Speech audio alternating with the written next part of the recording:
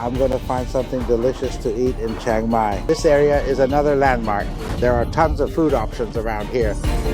So today I'll take you to try some of Chiang Mai's best restaurants. What I love most and can't miss when in Chiang Mai is the pork belly. I'm not driving there and I'm not flying either, but I'm going to take the train. Once you step in, the atmosphere of the train feels really old. The seats are like this. On the train, it's one person per row. Let's see together.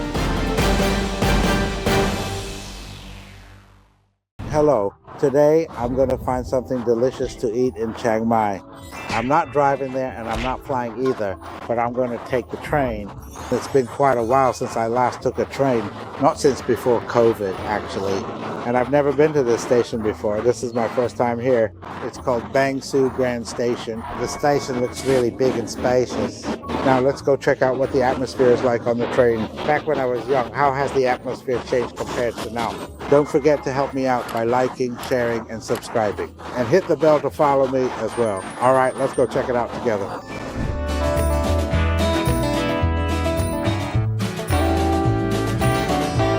These tickets, you have to book them about a month in advance. Once you book a month in advance, you'll get a QR code. And when you arrive here, you just present it right here to exchange it for the actual ticket again. Even though I booked a month ahead and wanted to go in the evening, it was still fully booked. So I could only get the 2 p.m. trip, which is the express train.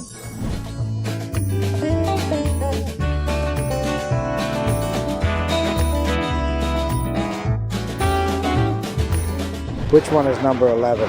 Keep going. This is car number 2. I'm in carriage 11, so I just keep walking down. This is 3, then 4, 5, 6, 9, 10. Oh, it's all the way at the back.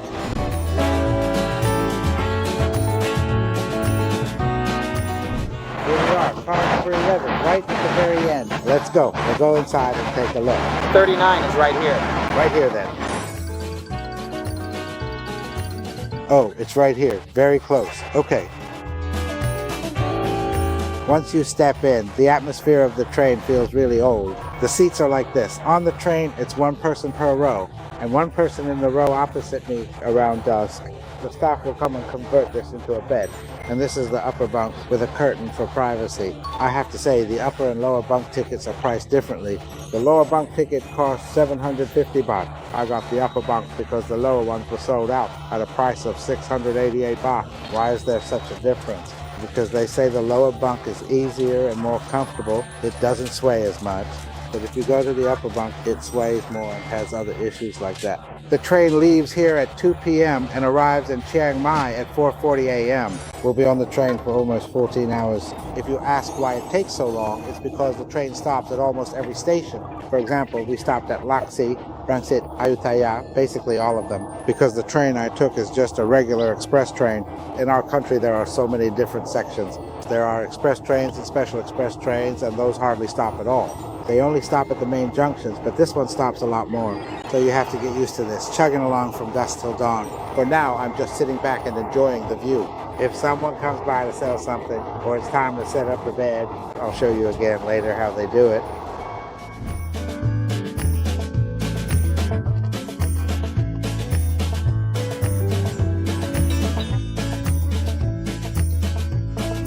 Here it is, basil stir fry with omelet, 60 baht, not bad at all. Normally I rely on the dining car for my meals.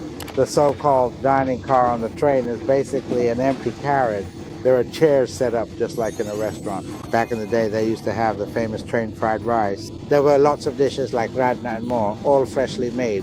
You could order and they'd serve it for you to eat right here. Here you can connect the tables. See, there are holes for that. They'd connect the tables so you could sit and have your meal. Or if you wanted to sit in the dining car, they also had tables and chairs for you to eat at. But on this train, which they call the express train, there's no dining car, no food for sale on the train at all.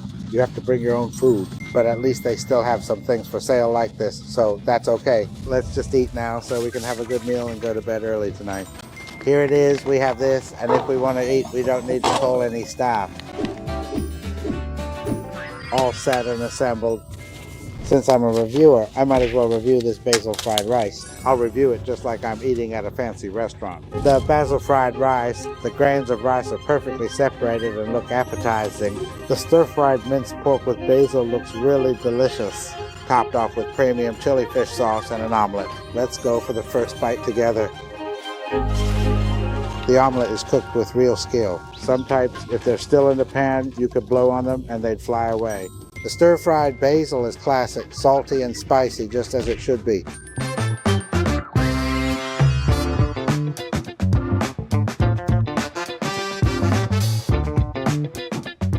The food isn't fancy, but the view is so relaxing. You can look out at the lush green grass along the way. That's the great thing about taking an overnight train trip. You get to see all this.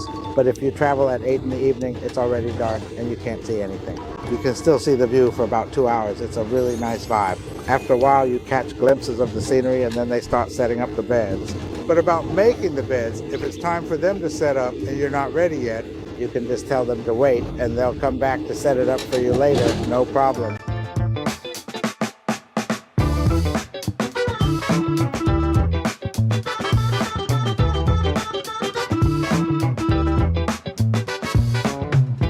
All right, the staff has arrived now. They'll make the bed for you right away.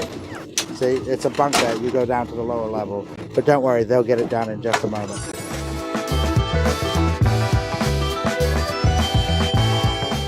Okay, the curtain is closed and everything's set.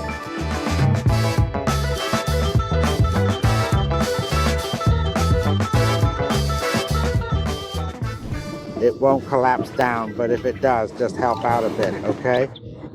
This is why people book the lower bunk, because it's more spacious. You get a better view and location. The price is about almost 200 baht more expensive. And for mine, it's on the upper bunk, but they've put up a guardrail to prevent falling. This is the guardrail for safety. And this is the ladder to climb up to the top bunk. So get ready to meet up at 4 a.m. tomorrow. Once I'm up, I probably won't come down again. Okay, made it finally.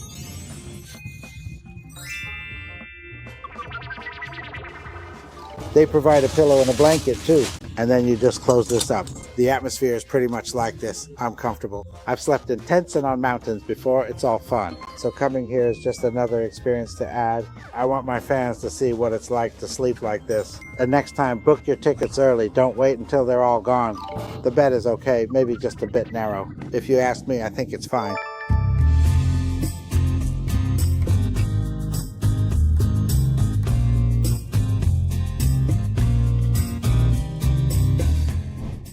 All right, today they've already set up the bed and made everything ready. See you tomorrow at 4:30 a.m. in Chiang Mai. All right, good night.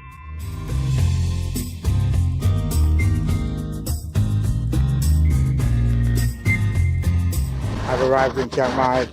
First, I was supposed to arrive around 4 a.m., but now it's an hour late. It's now 5:30 a.m., and we're at Chiang Mai Station. I want to say that Chiang Mai isn't a strange place to me. There was a period in my life about almost 30 years ago when I had to come work in Chiang Mai for a while, so I became quite familiar with the place. But what I really like is the charm of Chiang Mai's morning market. You can see the lightness, the gentle morning haze, selling grilled sticky rice and grilled pork. That's a real charm for me, and it's what draws me here. Which market or bazaar is it? Let's go see what it's like. Let's go. My friend is already waiting at the parking lot.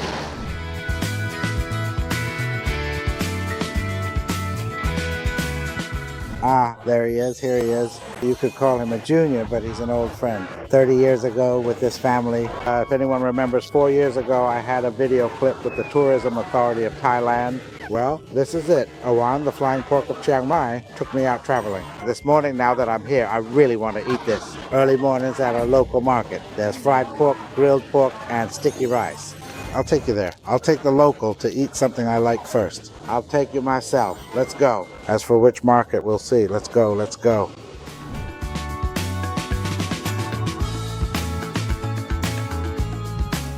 Since I'm already in Chiang Mai, today I'll drive myself, just taking it easy. Reminds me of the old atmosphere. 30 years ago, back when I used to live here. But the atmosphere is really nice. I love the charm of Chiang Mai. It brings back memories of the old days. Whether it was the night bazaar or whatever else, it used to be lively with Hmong people dressed up selling all sorts of things at night. But now 30 years have passed. My night bazaar is gone. Now you only see a few people walking around, and even the Hmong these days all wear jeans. Today in Chiang Mai, it feels like I'm a local here because I'm so familiar with it, but no matter how familiar I am, things have changed. So today I'll take you to try some of Chiang Mai's best restaurants. Let's see together. But the first place we're going is Chiang Mai Gate.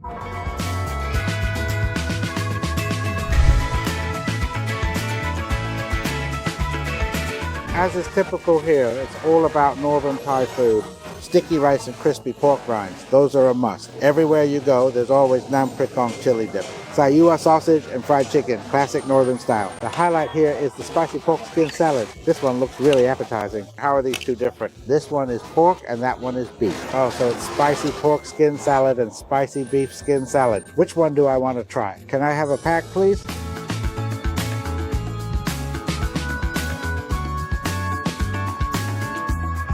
The texture and aroma of the beef are more pronounced. When you eat it, it's crispy and fragrant. There's a nice savory aroma from the beef that comes through. As for the pork, it's just like regular pork skin. The flavor is prepared in the northern style. They add things like chili and fish sauce and a bit of lime, something like that. Here in Chiang Mai Market, I saw the sign, Noise Spicy Skin Salad, the original shop. All right, let's keep walking around. Another signature dish here is the Nam Mor, fermented pork in a pot. A lot of people ask how Nam Mor is different. Well, when they ferment it, they do it right in the pot or tray, right? It becomes Nam Mor and then they cut it up. Depending on the shape, they might cut it into cubes, long strips, or whatever they like. And if they develop it further and put it in a bag, it's still called Nam Mor. Here it is. This is Chiang Mai Nam Mor. It's perfectly sour and I really like it. When friends buy it as a gift, I use it to make fried rice. Because when you stir fry it, it doesn't get mushy. It stays in chunks. And the flavor really stands out. It's delicious. The shop's name is May Anchon Nam Mor. It's right here in the Pratu Muang Chiang Mai Market. You can come by anytime in the morning though, from 5 a.m. to 10 a.m.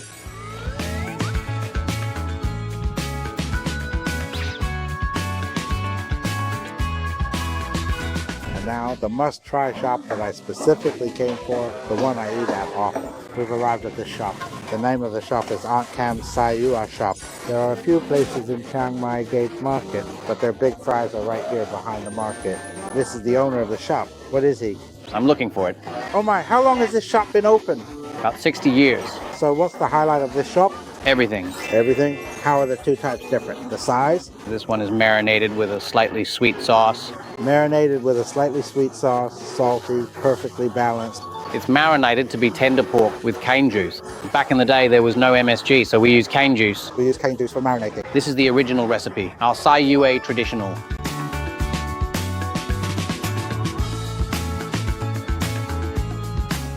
We've already talked a bit about it. Let's taste them one by one. Let's start with the Sai Ua first.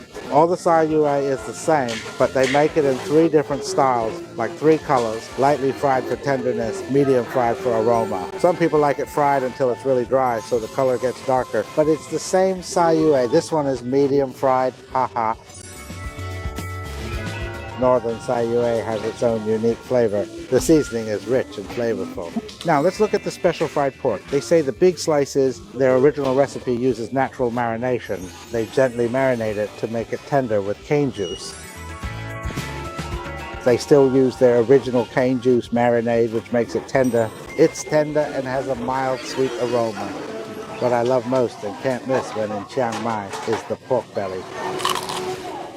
It's perfectly crispy, tender, and delicious. So if you come to Chiang Mai, breakfast is usually something like this. I like this style, simple and easy to eat. Most of the time, if we're with a tour, we'll go on a trip. They'll stop by a market, buy food, and pack it in bags to eat in the car. So let me recommend Gad Pratu Chiang Mai at Pa Kham's Sai Ua shop.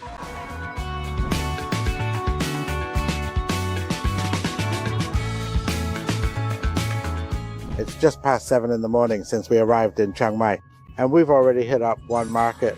Someone whispered to me that I absolutely have to try this place. It's Nantararm chicken rice run by Pa Kham. They say it's even tastier than many other places in Chiang Mai. So I put it on my list as my breakfast spot here in Chiang Mai.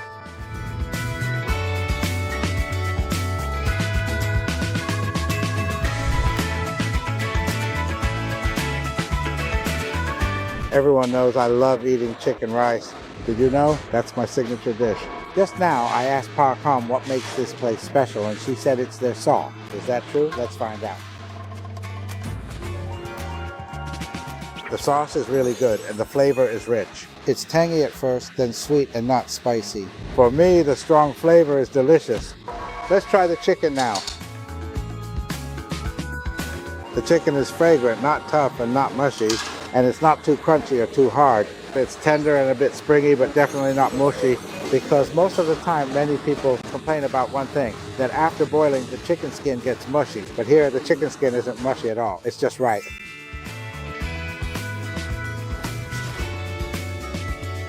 So, to sum up, this place is a home-style chicken rice shop, but the flavor is complete and the sauce is really delicious, truly tasty. If you come to Chiang Mai and want chicken rice, you have to come to this place, Nantararm Pa Kham. This place is already packed and it's just a little past 7 in the morning.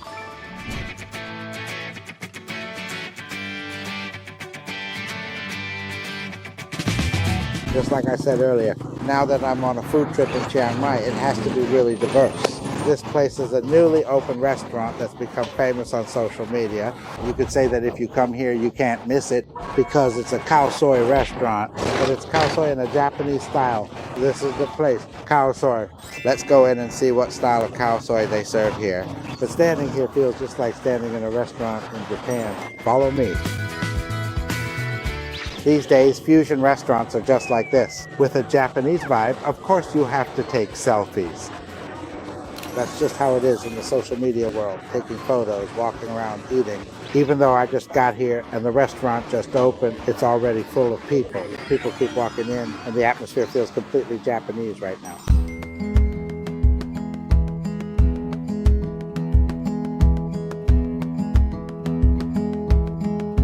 Now I've come inside the soy rice restaurant and I've just met the delightful owner of this wonderful place. A truly modern, incredibly beautiful young woman, Kun. Hello, Kun Por. Let me ask a basic question. Why did you decide to open this restaurant? Why did you do it? Please tell us the story. If I start from the beginning, I've always loved the style of traditional Japanese culture. And then, combined with the fact that my husband used to work as a sushi chef in America, and he also has some experience. So we talked about whether we should give it a try, something like that. That's how Khao Soi Restaurant came to be. What Japanese culture concepts did you incorporate? For the most part, if you ask about the Japanese influence, it's in the methods and processes. Actually, Khao Soi comes in many different flavors. It depends on how each place designs their recipe. But we still stick to the original flavor. What sets us apart is that we make our Khao Soi broth very rich and intense. Our Khao Soi broth isn't the kind that you just sip like soup. But you can pick up the noodles with your chopsticks, and the rich Khao Soi broth will coat the noodles. Just hearing about it makes me want to eat it right now. All right, let's go inside and check it out. Sure, please come in.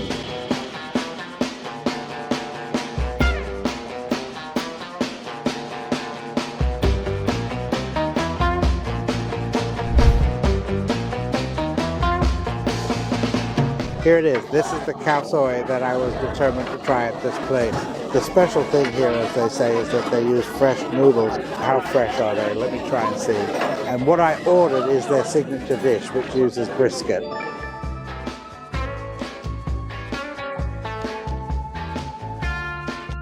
The noodles are really good, firm and delicious. The smoothness of the noodles is excellent. As for the sauce here or the soup, I have to say it's incredibly rich and intense. Normally I like to eat it this way. At some places I go, I never want soft noodles. I always ask for crispy noodles only. And if you want to eat it the proper way, you have to add this in. Pickled vegetables, shallots, and spring onions. Put them all in. And once we add the condiments, let's give it a try.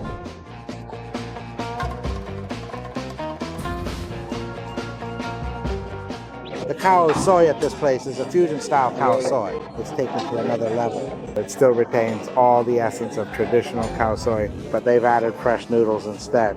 And the sauce, the soup, is very rich. It's really delicious. And another dish they highly recommend is the dry Khao Soi. It's topped with lobster and tobiko, fish roe. Then they pour their Khao Soi stock or sauce over it, but they make it even richer and thicker.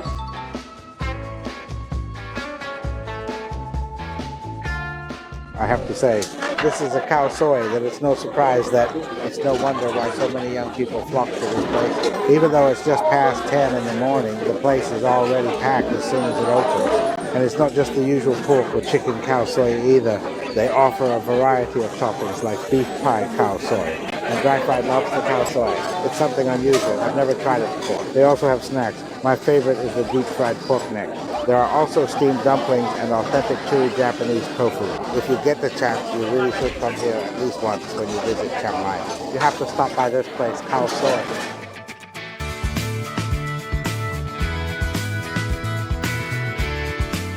This is Chiang Mai. Over 30 years ago when this place first opened, and even up to now, this area has been another landmark. If you visit Chiang Mai, you have to pay respects at the Three Kings Monument in Chiang Mai. Everyone knows it. But I know even more than that, which is that this area is packed with places to eat. Just walk around. People here sell all kinds of breakfast food, chicken rice, noodles, Kuay Jub, things like that. All of it is right in this area, and back then it was really famous. Over 30 years ago, and even now, people still come here to eat. This is another breakfast spot for people who don't want to eat Northern Thai food. They come here instead. Let's see which shop we'll go to. We'll walk there. After we finish paying respects at the monument, it's just 100 meters walk from there.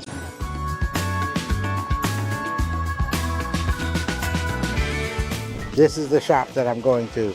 This shop is located behind the Three Kings Monument, Sa-Ard Yen Ta Fo.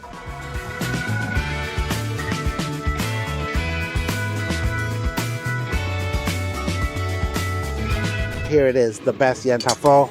Homemade fish balls, homemade anything, look clean and tidy here. Their Yen Ta Fo tastes okay. Nowadays, Chiang Mai isn't just for people from the north, it's a central hub where people from all regions come to live. Simply put, it's a tourist city. It's not like, hey, if you come to Chiang Mai, aren't you going to eat Khao Soi? Sure, it's available, but some people get tired of it. So it's fine, the fish balls are handmade here. The taste is good and enjoyable to eat, just as delicious as it was in the past. The soup is a little red like Yen Ta Fo, but still quite clear. And the toppings don't include crispy things like other places do. It's mostly focused on the fish balls. So to sum up, this Yen Ta Fo shop makes their soup rich and fragrant. The broth isn't bright red and clear like most of Yen Ta Fo places, but it has its own fragrant aroma.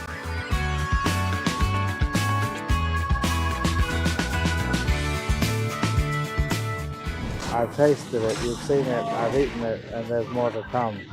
There's another shop in this area. Maybe I'll go have some crispy pork. It's right around here, so I'll walk over and check out this area. But let me tell you, this area doesn't just have Yen Ta Fo shops. I'll walk by and show you what other places there are along the way. Every shop looks delicious. You could eat at any of them, but today I'm recommending the Yen Ta Fo because it's really tasty. This area is called the Sam Kasat neighborhood. About 30 to 40 years ago, I used to come here. This place was a newly emerging hotspot back then for people from Bangkok or from other provinces who would come here to seek their fortune and open all sorts of shops. At that time, I was a regular at 2 shops here. Those were the chicken rice shop and the Yen Ta Fo noodle shop. Back then, there were 2 chicken rice shops that opened around the same time. They were Kiat Ocha and Krit Ocha. The shops were quite close to each other. And this one is a duck noodle and red pork noodle shop. If you like the style of Lao Hang fish ball noodles, they've got it here. It's been awarded the Bib Gourmand for 6 consecutive years. Lim Lao Hang is a famous shop in Bangkok. Lim Lao Hung and all the other Lao family shops, there are about 4 or 5 of them. The one I like to eat is right in front of Gia Thai. This whole area, if you come here and want to pick a place to eat, just park your van or tour bus and walk around. Everyone can split up and eat wherever they like. Nice and easy. But here, another of my favorite spots is a crispy pork rice shop. Let's go check it out.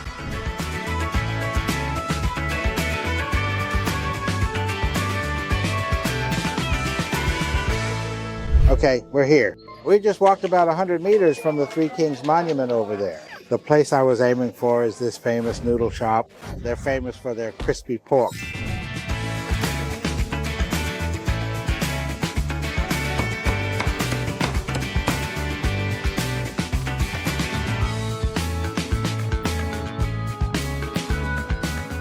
This shop is called Sam Kasat Kuay Jub. They only have 2 famous dishes, Kuay Jub and crispy pork. Let's try the crispy pork first.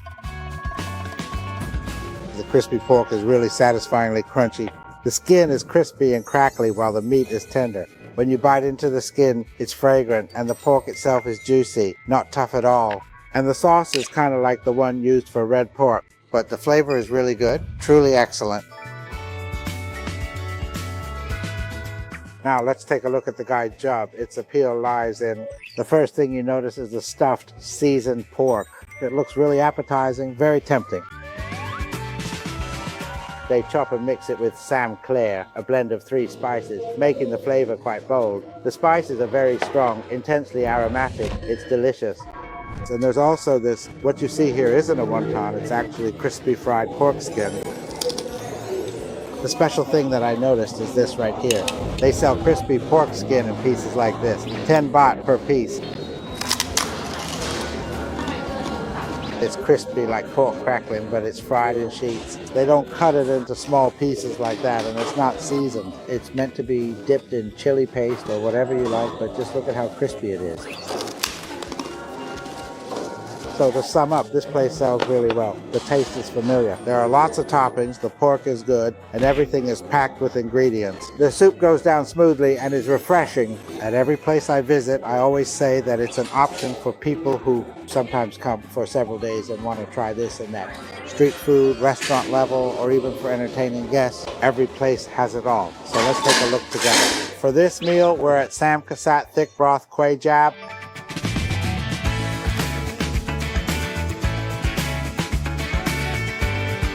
After I took the train from the beginning of the clip, I've been eating this and that all around Chiang Mai. So I'm going to wrap up the clip at this place, Tulu Restaurant. It's a Chinese restaurant that, in my opinion, is the best in Chiang Mai right now. I've known about Tulu since before it even opened. Because at that time, my friend was Chef Peter Lai, Thailand's Iron Chef. He came to train the staff about food and oversee all sorts of menu items. So I thought, since I'm here, I have to recommend a really good restaurant. It's another well-known Chinese restaurant in the province. I've already made a reservation, so let's go inside and check it out.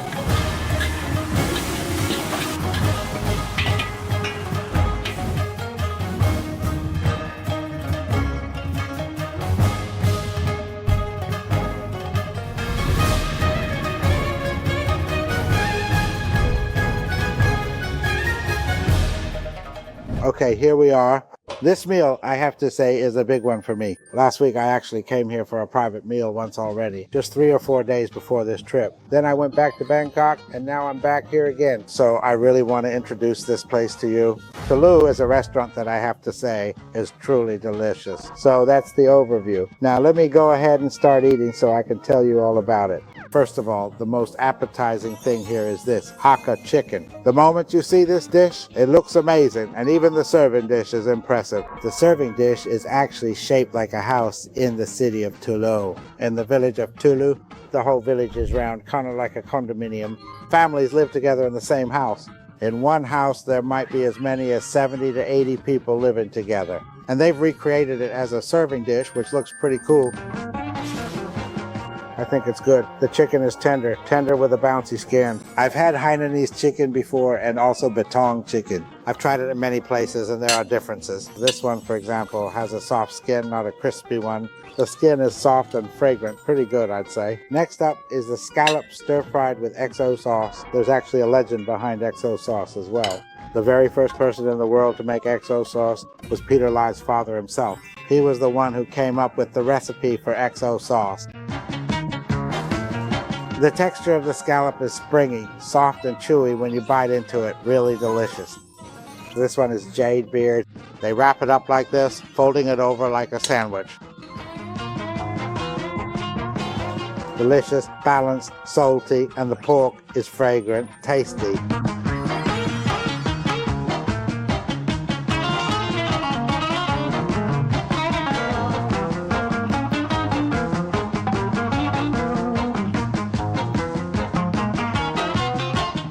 This one is Peking duck. I have to lose weight, so I don't eat much of the wrap, but I eat a lot of duck. The Peking duck is good. Even after being served, it stays crispy and fragrant just like when it first came out. It's delicious and up to standard, and the dipping sauce is rich and well made. And this dish, the Hakka baked rice, looks really appetizing. This is their own recipe. They use century egg pork along with Hong Kong style Chinese sausage. If you like it, you'll really like it. If you hate it, you'll really hate it, because the aroma is quite strong. That's another thing. It's not like Thai Chinese sausage, which is sweet and mellow.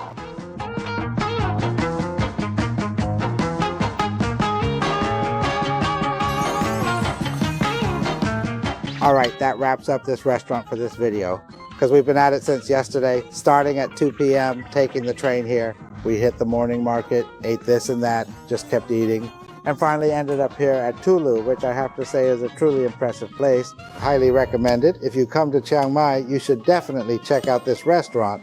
That's the end of this video, but I'm still in Chiang Mai. Where will I go in the next video? Just follow along with me. I'm going to go all out. It's going to be a long journey here in Chiang Mai. If you enjoyed this video, please like, share, and subscribe. Hit the bell for notifications and keep following me. See you in the next video. I'll still be in Chiang Mai.